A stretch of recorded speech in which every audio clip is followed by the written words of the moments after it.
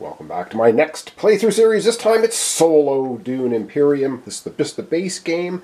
And yes, I'm playing on the easiest mode because this is my first time playing it and we're going to see how it goes. So for the setup difficulty, we're going to take the Mercenary Novice. So we gain an extra Solarian spice at the beginning and everyone gets one water. It'll all make sense as we play. So we're not doing this. The rivals don't get any garrison troops, but we get 3 conflict cards above the Sword Masters. That means they're third meeple for worker placement, and rival resources they get none. So there's that. Alright, we're going to zoom in on a couple of areas, take a look at our player character, what we're playing, our 2 rivals, and then I think we're probably going to look at the solo game rules, and then we're probably just going to get into some turns and get going. Alright, taking a look at our character, we're going to be playing Paul Atreides, and we have, of course, 2 meeples, Sword Masters to place out. Our Signet Ring ability is drawing a card, and we have Prescience. You may look at the top card of your deck at any time. We have a standard 10-card deck, and you'll see that in action here. As we start playing, you draw 5 cards for your turn. And how does the solo game work? Well, there's this little handy reference sheet card. A solo game, up to 2 rivals. So we're going to see our 2 rivals here in a second. You take turns in sequence. Each rival begins with 2 agents. They get their Sword Master, 3rd agent, at the start of the round, determined by our difficulty. We have to purchase ours. We don't get it then. Rivals gain rewards for conflicts, Solari, Spice, Water Intrigue cards, and a Mentat. They can also win a control board space to get bonuses from control markers.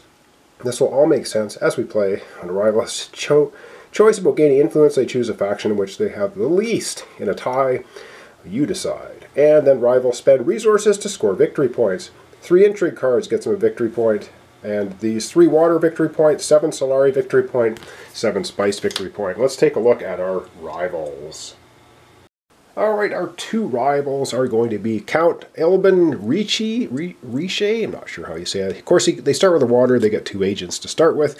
You do not look at this special ability, that's when you're playing like multiplayer.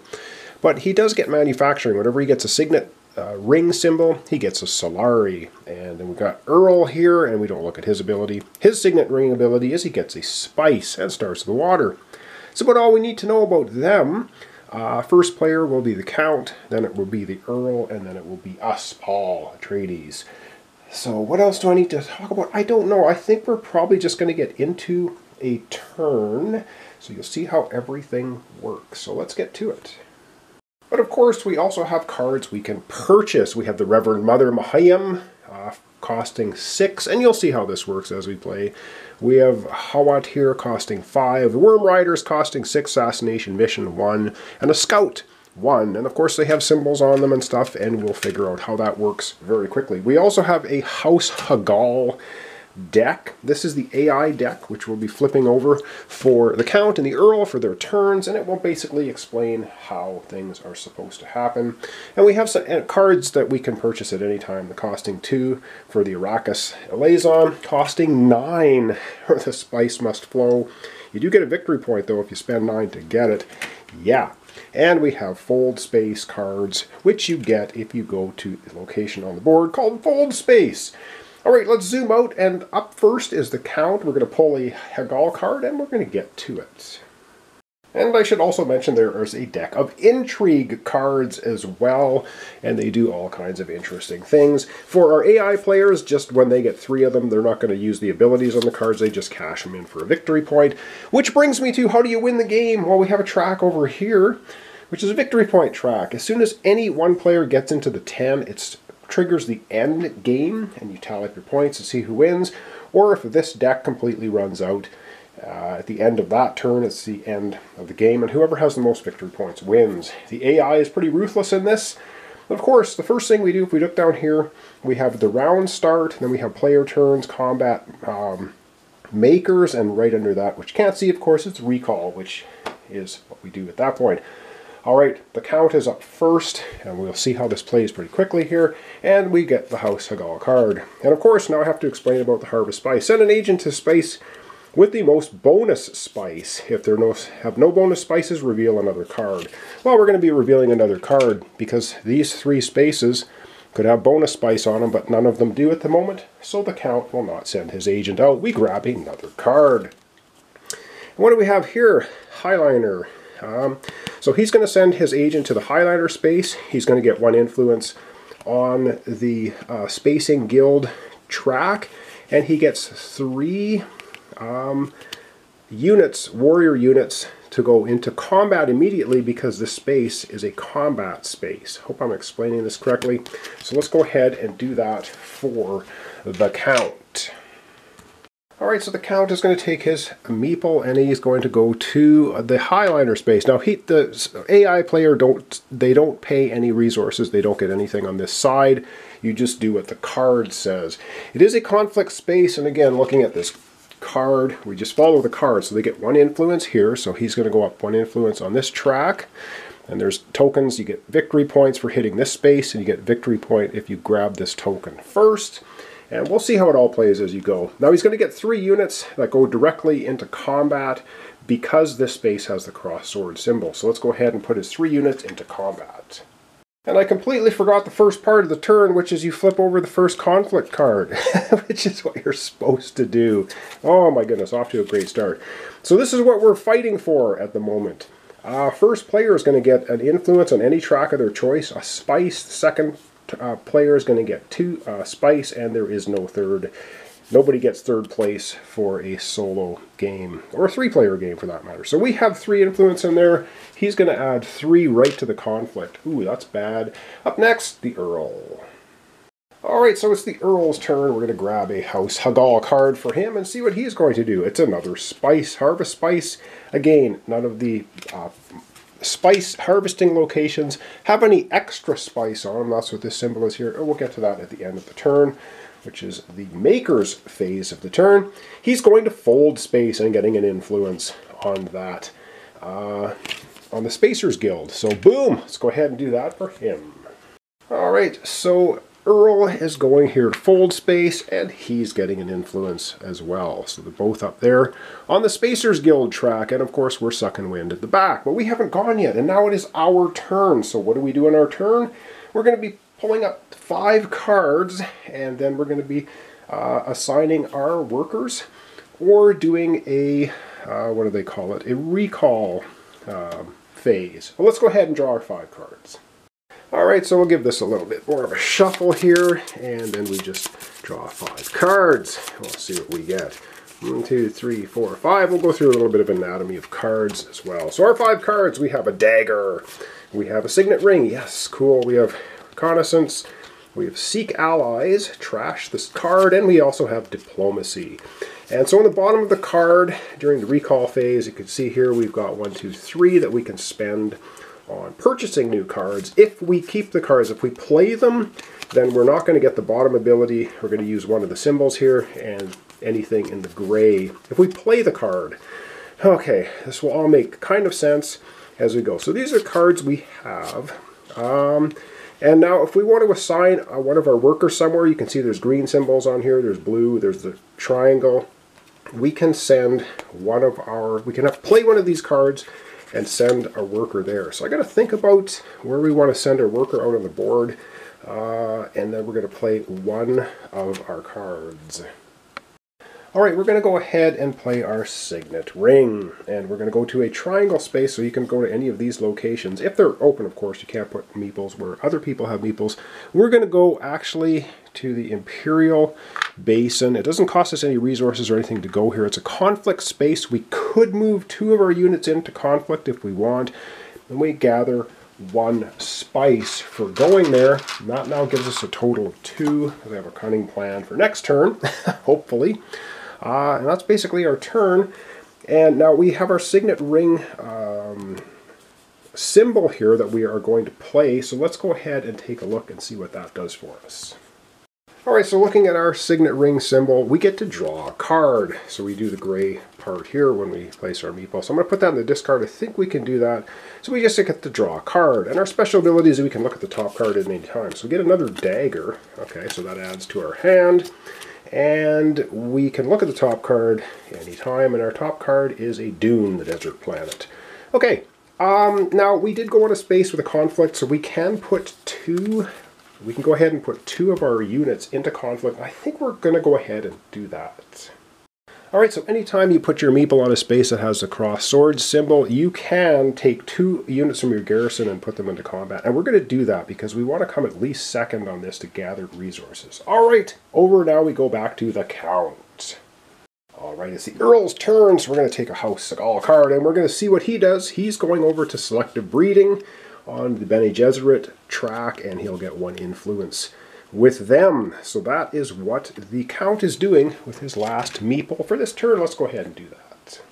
Alright, he goes to selective breeding. Now once again, he doesn't have to pay any resources or anything to go here. He doesn't collect any of this for the solo mode for the House Seagal cards. He's just going to go up 1 on this track. And yes, they do collect this victory point when they hit it. And they don't collect what's ever shown here, but they will collect this token if they get to the top. For the AI players, we as the player can actually get that. Alright, over we go now to the Earl. Alright, it's the Earl's turn. Let's see what he's going to do with his last meeple. Harvest spice. Well, we already been through that. We're not going to. There's no extra spice. He's going to selective breeding. No, he's not, because the Count already beat him there. So let's take the next card. He's going to go to the Hall of Oratory. Alright, let's go over there and have him do this. Alright, he's going way up here to the Hall of Oratory, and he will take that space. And of course, looking at the card, he just gets 1 in reserve because there's no cross sword symbol on here. So what that means, he's just going to get 1 into his garrison area. So far we've got 3 from the Count in here, 2 from us. Alright, it's back to us to take another turn. Alright, we are going to go ahead and play our diplomacy card. So we can go to any of the 4 house powers here and put our meeple on it. So our last one, we're going to go here to the wealth. And that's going to gain us 2 Solari, and we're going to move up 1 influence on the Emperor track. So we grab a couple Solari for that. I'm pretty pumped about that, and that's what we need. Alright, so we add a couple more Solari to our pool here. We do have 2 spice, and the reason I like that is because we want to go over next turn to the Cell Melange, and we can cash 2 of these in for 6 Solari. Should give us a total of 9, and with 8 of them, we can go over to the Swordmaster and get our 3rd meeple. That's the plan. We'll see how that works.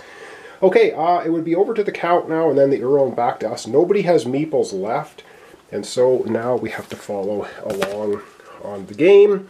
We are into the take a reveal action. So we're going to reveal everything in our hand, and then we're going to go over to combat. So if we reveal everything in our hand, we have 1 purchase power, basically, influence, and we have a couple of gun symbols here. So this is what's in our hand. So with our 1, I think we are going to go ahead and spend that and purchase a card.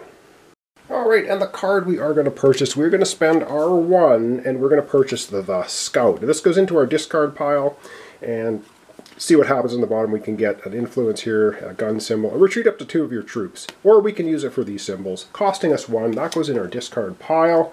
And now, we've finished purchasing everything we can. Of course, that card gets immediately replaced, and it gets replaced by the Voice, Bene Gesserit. Choose any board space. Opponents can't send their agents there this round. Ooh, so we can block something if we spend 2 and get that. Alright, over we go now to the next phase, which is combat.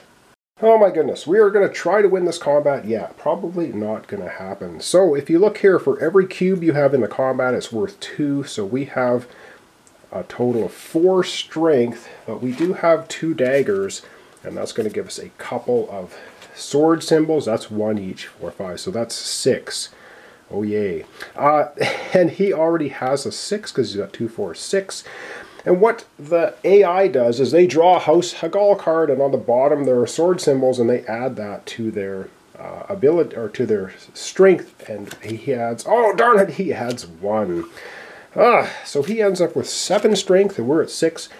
So he's going to go up 1 influence on any track, and he is he's either going to go up the Emperor track, Space and Guild, or the Fremen track, because he's the lowest. You move him up the lowest, and he gets a spice. Alright, so he gets 1 spice for that, and we actually came in 2nd place. We get 2 spice. Right on. So we get a bunch more spice.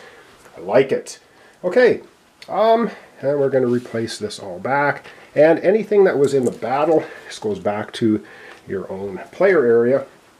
for use next time.